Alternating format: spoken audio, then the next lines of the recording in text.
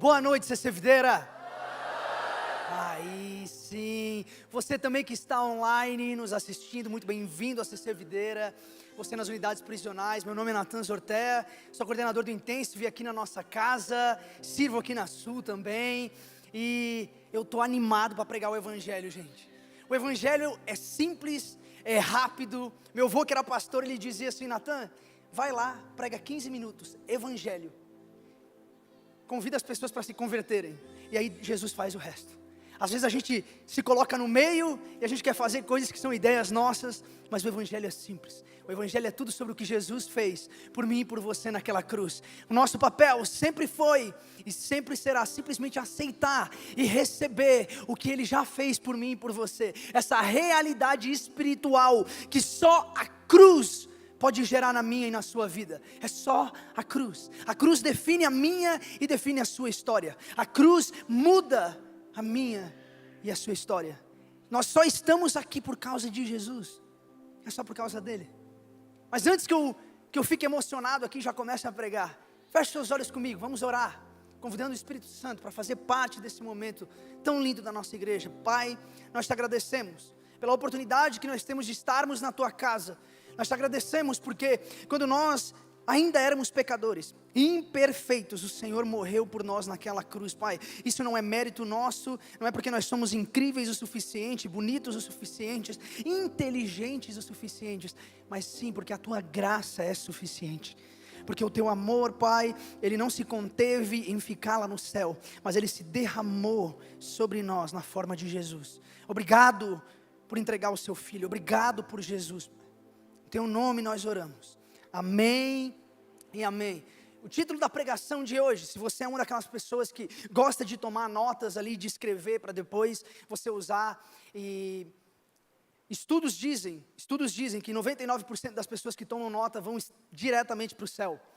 Então, se você não toma notas, é uma oportunidade aí para você chegar no céu mais rápido. Se você está nos visitando, isso é apenas uma brincadeira. Nós vamos para o céu por causa do que Jesus fez, não pelo que a gente faz, não é pelas suas notas, é pela nota daquela cruz que Ele morreu para te dar vida eterna. Essa é a realidade do reino de Deus. Mas o título da mensagem de hoje é Amigo de Pecadores. Amigo de pecadores. O Evangelho é simples. É sobre um Deus que era perfeito, mas Ele larga o céu para ter relacionamento comigo e com você. Pessoas imperfeitas. Se você é perfeito, meu amigo, você está só esperando então Deus te levar. Mas se você não é perfeito, então aqui é o seu lugar. Porque a igreja não é lugar para gente que é perfeito. Não é lugar para gente que já tem versículos decorados o suficiente, que nunca erra e que nunca se estressa no trânsito e diz, Deus te abençoe.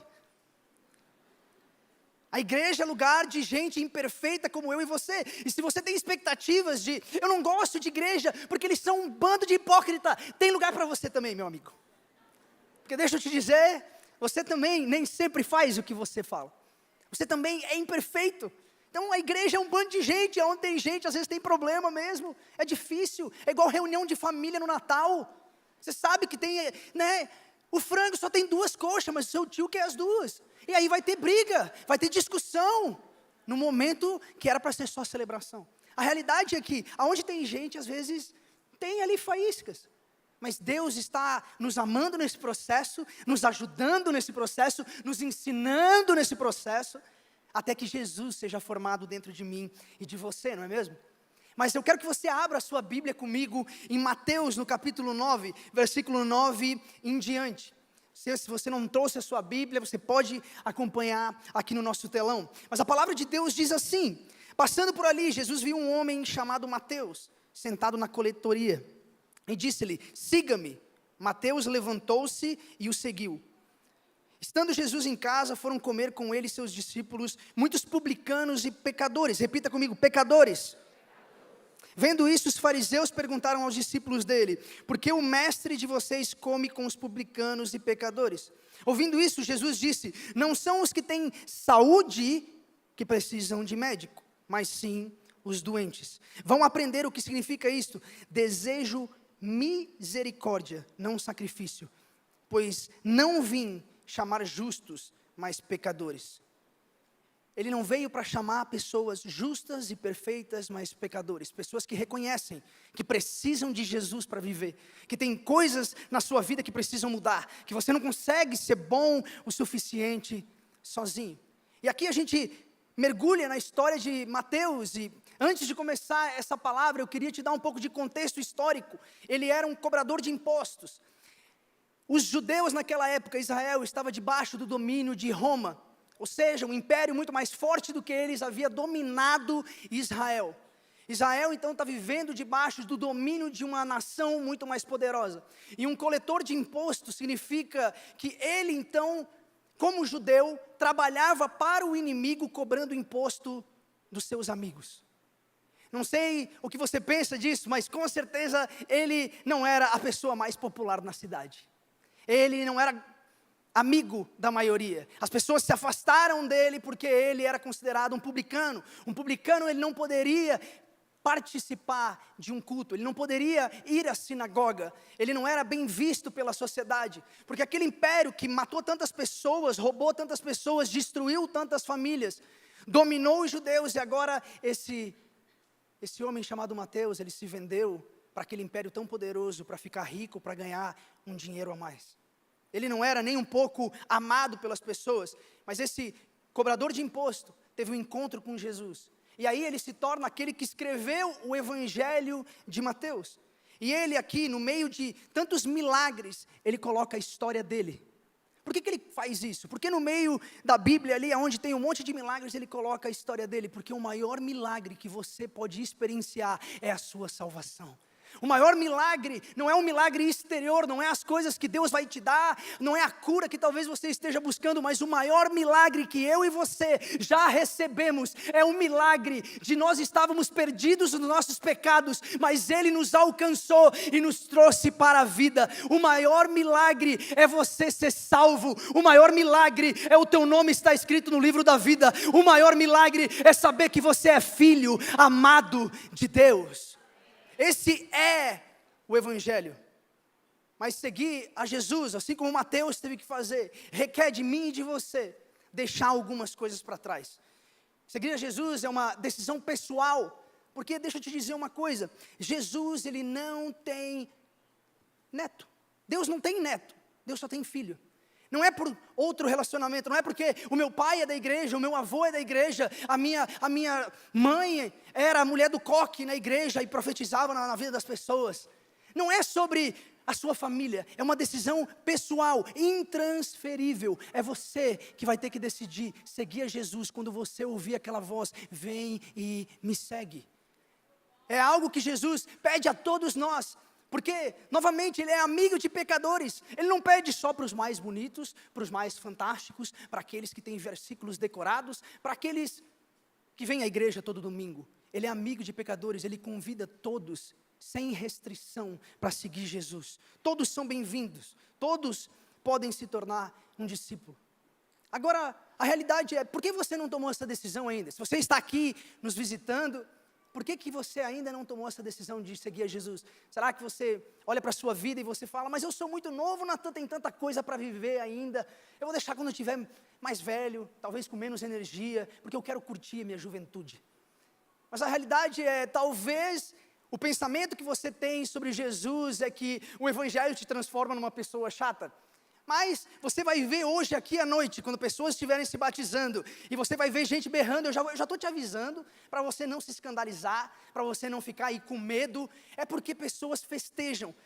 A igreja não é só um lugar de chorar, não é um bando de gente triste, é um monte de gente que festeja, que celebra, que vibra, que bate palma. Ei, eu estou te dando uma chance para fazer um barulho hoje à noite, porque nós sabemos aonde nós estávamos e da onde Deus nos tirou. Então nós celebramos a graça de Deus que nos alcançou.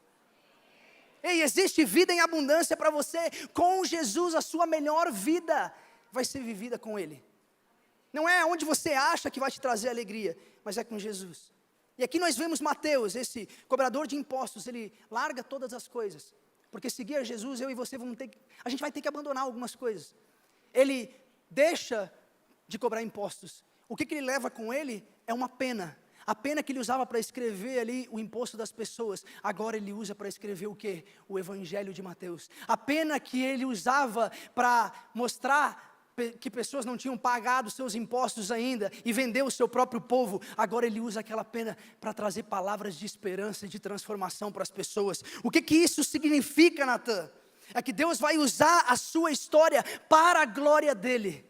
Significa que Ele vai mudar o teu presente, Ele vai usar o teu passado, mas Ele vai te dar um novo destino, um novo futuro, uma vida nova. Ele vai pegar os teus dons e talentos que você usava de outra maneira, para outras coisas, e agora Ele vai usar para o bem dEle, para a glória dEle e para alcançar outras pessoas.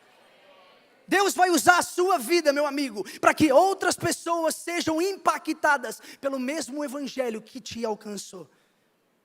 E aí Mateus, ele começa a falar para todo mundo, ele não se aguenta, ele convida todos os amigos dele, pecadores como ele, publicanos como ele, e falam, vocês precisam encontrar esse Jesus. Porque quem é alcançado pela graça, não retém esse privilégio para si mesmo. Quem é alcançado pela graça, tem que compartilhar o que Jesus está fazendo dentro da sua vida. Talvez você já tenha ouvido aquele ditado, me diz com quem tu andas, que eu te digo quem tu és. Mas a boa notícia do Evangelho é que Jesus, ele não acreditava nesse ditado. Tem gente que cita esse ditado como se estivesse na Bíblia, mas já deixa eu esclarecer, não está. É um ditado popular, não é Bíblia, não é palavra de Deus. Porque Jesus, ele faz extremamente ao contrário. Porque ele fala, eu não vim para quem já é bom e acha que não precisa de ajuda. Eu vim para quem sabe que não é perfeito. Então Jesus, ele vem exatamente para esse tipo de gente.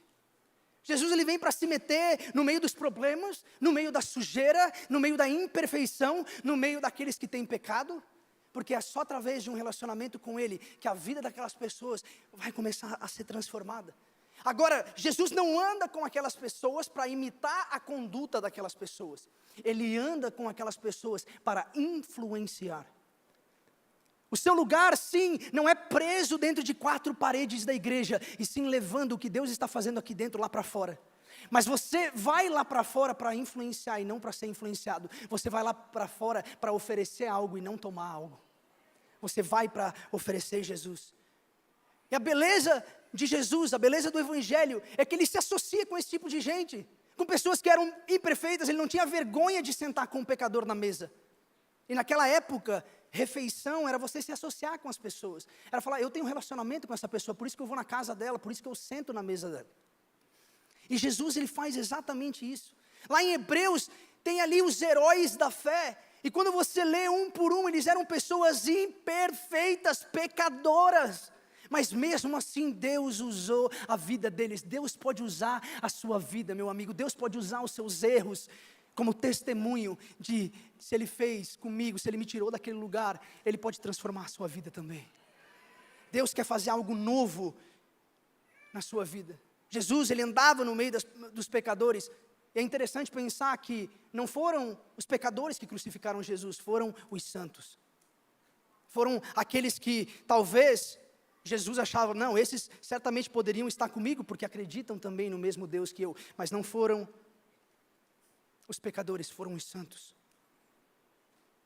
Talvez você ache que Jesus, ele andava com Mateus e com os pecadores para apontar o erro deles, mas você não vê Jesus fazendo isso. Ele fala, ei, eu te aceito como você está hoje, eu quero você, Mateus, vem e me segue. E a transformação de Mateus vai acontecer enquanto ele caminha com Jesus, não antes. Você não tem que mudar e aí vir para a igreja, porque você só é capaz de mudar quando Jesus acontece na sua vida. Você não tem força o suficiente para mudar, por isso Jesus tem que entrar dentro de você e te dar uma nova vida. Você não consegue sozinho. Billy Graham, ele disse que se a gente tiver tempo demais e gastar tempo demais julgando as pessoas, nós não teremos tempo para amar as pessoas. Então, como você tem gastado a sua vida, como você tem gastado as suas energias, tem sido como Jesus, onde você gasta a sua vida amando, ou você tem gastado a sua vida de outra maneira? Atos diz assim, 15, no versículo 19, portanto, julgo que não devemos pôr dificuldades aos gentios que estão se convertendo a Deus. Não vamos colocar dificuldades às pessoas se converterem. Mas às vezes a gente faz isso por quê? Porque nós gostamos quando Jesus salva pessoas boas. Alguém da tua família que você gosta, os teus melhores amigos, você celebra, você bate palma, você vibra. Mas e quando Jesus salva as pessoas que te fazem mal? E quando Jesus salva as pessoas que você não suporta? Aquelas pessoas que já te machucaram, aquelas pessoas que talvez roubaram a sua família, que destruíram o seu sonho. Como é que você trata essas pessoas? Porque como a igreja é lugar de gente imperfeita e todo mundo é bem-vindo, porque na casa de Jesus todo mundo tem o seu lugar na mesa, o que isso significa? Você também celebra? Você também bate palma quando alguém que você não gosta se converte? Aí você chega um belo dia, ele está servindo na interna. Aí você fala assim, sério que agora eu vou ter que ir na igreja e ver aquela pessoa? E ele vai estar na igreja, me dando bom dia, boa noite na porta, servindo com um sorriso no rosto, como se ele nunca tivesse me machucado, como se ele nunca tivesse feito aquilo, falado aquilo, pensado daquela maneira. E a gente acaba colocando as pessoas dentro dessa caixa. E a gente esquece de que Jesus quer salvar todas as pessoas, não só algumas pessoas, não só as pessoas boas, não só as pessoas que são legais, não só as pessoas que dizem e falam da maneira correta. Deus quer salvar gente que não presta. E é por isso que eu e você estamos aqui, porque a gente também não prestava, a gente também não era bom o suficiente, mas a graça dele nos alcançou e ele nos amou. Ei, você pode celebrar, você pode aplaudir Jesus. Mas alguns ainda pensam, não, daqui uns dias eu vou chegar, só falta ele estar batizando gente. Só falta é ele que vai estar ali, servindo. Daqui uns tempos vai ser ele pregando também. Os pecadores, eles não eram bem-vindos no templo, mas Jesus foi até eles. Vá até as pessoas, alcance pessoas, espalhe o evangelho. Estenda a graça que Jesus estendeu para você. Aquele que foi muito perdoado, ele muito ama. Que direito nós temos de não amarmos pessoas e perdoarmos pessoas se eu e você também fomos perdoados pela graça de Jesus? Nós não temos direito nenhum de segurar perdão de alguém. Se Jesus estivesse aqui, Fortaleza, 2022, aonde você acha que ele estaria? Você acha que ele estaria dentro da igreja, das 4 paredes? Você acha que ele estaria na beira-mar, porque lá é chique? Na Aldeota, talvez? Ou talvez na Parangaba, na Parquelândia, não sei. Eu estou tentando aqui todos os bairros que eu já conheci, porque eu estou aqui, faz 1 ano que eu estou aqui, mas a gente está aprendendo de pouquinho em pouquinho, a gente vai chegando lá. Mas, ei, qual bairro aqui que é perigoso? Eita, já teve línguas estranhas aqui. Deus, não fui eu que falei, foi eles. Eu vou deixar por assim mesmo, mas é nesse bairro aí que Jesus estaria. Jesus não estaria nos melhores lugares. Jesus estaria naquele lugar que, como vocês dizem, é o cheiro do queijo. Eu ainda não sei o que necessariamente significa isso, mas estou aprendendo e adicionando no meu vocabulário. Mas ele estaria naqueles lugares onde tem gente que faz coisas de noite que não é bom fazer. Ele estaria com aquele tipo de gente, ele se relacionaria com aquele tipo de gente, porque o que Jesus entendeu e a gente não entende, é que quando uma luz chega na escuridão, a luz tem força maior, ela brilha mais forte, e as trevas não têm poder nenhum sobre a luz do Senhor que chega em todos os lugares. É isso que eu e você somos chamados para fazer. Não é luz onde já tem um monte de luz. No meio-dia, no sol do Ceará, ninguém precisa acender a luz, porque já tem luz. Agora, no escuro, meu amigo, aonde coisas que não prestam acontecem, é lá que a luz brilha mais forte, é lá que a luz tem mais poder. Com quem que ele estaria andando? Talvez ele estaria, não só liderando um GC, mas ele estaria liderando um GC, e ele estaria talvez numa boca de fumo, evangelizando e falando, Deus tem algo diferente para você. Talvez ele estaria na porta de uma balada falando, a alegria que você espera não vai ser encontrada aí dentro. Talvez ele estaria nos lugares e com as pessoas que a gente não acha que ele estaria. E aí, por isso Jesus, ele não gostava dos fariseus. Quem eram os fariseus? É aquele que julga o pecado do outro, enquanto ele sempre absolve a culpa dele, dos pecados dele. Ele sempre justifica o seu pecado, enquanto aponta o pecado do outro. Só que existe na nossa vida um momento que às vezes eu e você somos os nossos próprios fariseus. A gente olha no espelho e parece que tem uma voz aqui na nossa mente falando: é sério que você vai para a igreja hoje? Eu sei o que você fez ontem. Eu sei como você tem vivido. Eu sei o que você tem assistido. Eu sei o que você tem falado. Eu sei onde você tem andado. É sério que você vai ir na igreja no batismo? Eu sei o que você fez ontem à noite. E aí você recebe toda essa carga, todas essas vozes apontando para você, e na verdade é você mesmo. E deixa eu te dizer, você pode ouvir essa voz e falar assim: eu não mereço mesmo. Eu acho que a gente precisa mudar essa perspectiva. Nunca foi sobre você merecer. Você realmente não merece. Você realmente não é bom o suficiente. Mas isso é graça, é favor imerecido. Você não merecia, mas Ele fez mesmo assim. Porque Ele é a própria graça. Ele é o próprio amor. E Ele se entregou por você. Não é merecimento seu. Ele fez tudo sozinho. Jesus fez tudo sozinho. Romanos 5. Versículo 5 até o 8, diz assim: e a esperança não nos decepciona, porque Deus derramou o seu amor em nossos corações, por meio do Espírito Santo que Ele nos concedeu.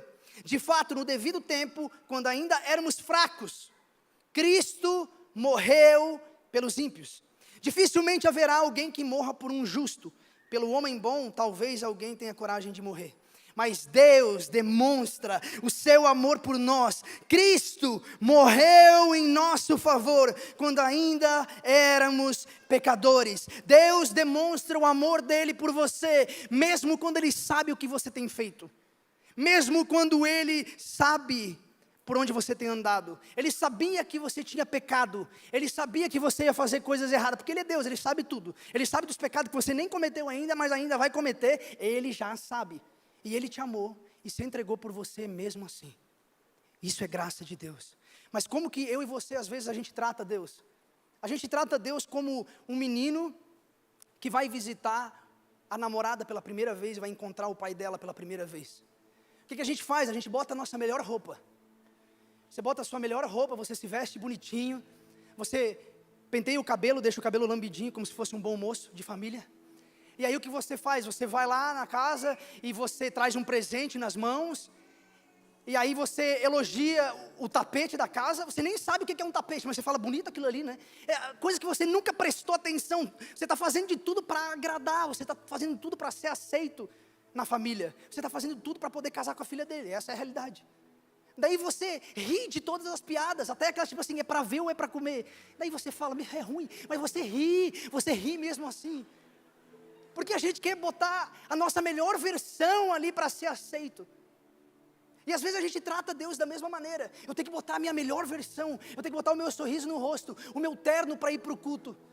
Eu tenho que me vestir desse jeito, eu tenho que falar desse jeito. Eu tenho que orar dessa maneira, eu tenho que usar palavras bonitas, como magnífico, magnânimo, e palavras que você nunca usou na sua vida. Mas a realidade é diferente do pai dela. Deus sabe tudo o que você já fez. Deus conhece a sua história inteira. Deus conhece todos os teus problemas, todos os teus tropeços, todos os teus erros. E mesmo assim Ele fala: eu te aceito na minha família. Porque você não vai ser transformado antes de entrar para ela. Você vai ser transformado enquanto você for parte dela. E aí Jesus convida você e a mim, imperfeitos. Por quê? Porque a realidade é que Deus não precisa de máscara. Deus não precisa da sua melhor versão. Deus te aceita da maneira que você é, mas Ele te ama demais para te deixar do mesmo jeito. No momento que você encontra Jesus, a sua vida vai mudar, porque você vai ter o Espírito Santo vivendo dentro de você, te dando força para viver uma vida sobrenatural. Uma vida sobrenatural. Você nunca vai poder pagar pelo que Deus fez por você. Você tem que apenas aceitar e seguir. Deus pode salvar qualquer um a qualquer hora. Eu não estou aqui para te apresentar uma ideia, um dogma, uma doutrina. Eu estou aqui para falar de Jesus. Jesus é uma pessoa. Jesus é o rosto de Deus visto pelo ser humano. Se você quer saber quem Deus é, como Deus age, como Deus trata o ser humano, olha para Jesus e aí você vai ter a foto perfeita de quem Deus é, a imagem perfeita de quem Ele é. A realidade é que todos nós, eu e você, todos nós pecamos. Estamos destituídos da glória de Deus, mas aí Jesus aconteceu na minha e na tua vida e transformou as nossas vidas. Ele destruiu o muro que a religião construiu, Jesus destruiu. Ele teve coragem de fazer o que nenhum religioso teve coragem de fazer. Chegar nos pecadores, ser amigo de pecadores, sentar com gente que não é bom o suficiente, com gente que tem má reputação, que não é respeitado pela sociedade. Ele fez isso. Enquanto a religião diz, faça, a cruz grita, feito, consumado, perdoado, filho amado. Você é amado, perdoado, existe graça para você através da cruz do Calvário. Através do que Jesus fez por mim e por você. Isso é graça, gente. Quando você talvez não estiver no seu melhor momento, e você estiver errando e pecando, e você tenta se libertar com todas as suas forças daquele pecado, daquele momento que não tem nada de bom, ei, você não é páreo para o seu pecado, você não vai conseguir sozinho. Mas olhe para Jesus, foca em Jesus. Você não é tão importante, meu amigo. Foca em Jesus. É Ele que pode te salvar. É Ele que pode te transformar. É nele que há perdão. É nele que há libertação. Transformação só é encontrada nele. Alegria só é encontrada nele. Só em Jesus. Então olha para Jesus. Olha para Jesus. Para a graça dele. Caminha com ele, segue os passos dele. Dia após dia, e aí sim você será transformado. Mas Ele te aceita hoje, com os teus BOs, meu amigo, com os teus problemas, com os seus erros. Você é chamado, vem viver essa vida nova. Se você está cansado da sua vida, se você está cansado de viver da mesma maneira, existe uma vida nova te esperando, uma vida de graça e de amor e de bondade, te esperando, um Pai com os braços abertos. Aquela cruz não foi simplesmente um momento na história, mas é a realidade de Deus. Os braços dele estão sempre abertos para você. Há sempre graça disponível para você. A graça não acaba. Você não pode gastar ela o suficiente que agora não tem mais para você. A graça de Deus se renova a todas as manhãs. A todas as manhãs tem mais graça para você. Se você acha que você cometeu erros demais, que não tem mais como ser perdoado. Se você acha que você foi longe demais e a graça não pode chegar até você, isso é uma mentira. A graça de Deus pode chegar até você. Ela vai te encontrar, não importa aonde você queira se esconder. A graça de Deus vai chegar até a sua vida. Porque Jesus, Ele largou o céu para que você pudesse ter vida e vida nova. Vida em abundância. Foi isso que Jesus fez. A loucura do Evangelho, o que às vezes escandaliza a mim e a você, é a realidade que Jesus ama você, senhor e senhora sentado aqui que está há 40 anos casado. Jesus te ama da mesma maneira que Ele ama aquela pessoa que já se divorciou 5 vezes. A realidade do Evangelho é que Ele ama aquele que esperou até o casamento para ter uma relação sexual, e Ele ama aquele que vai na balada todo final de semana procurando um relacionamento para preencher algo que só Jesus pode preencher. Esse é o escândalo do Evangelho. É o escândalo do que Jesus fez naquela cruz. É o escândalo de quem não merece, de quem é pecador, imperfeito, também tem um lugar na casa de Deus. Esse é o Evangelho. É simples, é puro, é para você. Tudo que você precisa fazer é aceitar a realidade de Deus, é aceitar o que Jesus já conquistou na cruz do Calvário para você. Não importa o que você tem feito ou da onde você está vindo, meu amigo. Jesus está te convidando. Vem e me segue. Tudo que você precisa fazer é me seguir. Porque eu e você, assim como Mateus, nós estávamos mortos nos nossos pecados e erros. Mas a graça dele nos alcançou. Olhou com bondade no nosso pior momento e falou: eu quero você. E a palavra diz que não é o peso da mão de Deus que te leva ao arrependimento, mas foi a bondade de Deus que te levou ao arrependimento. É a bondade de Deus, é a graça de Deus, é o perdão de Deus.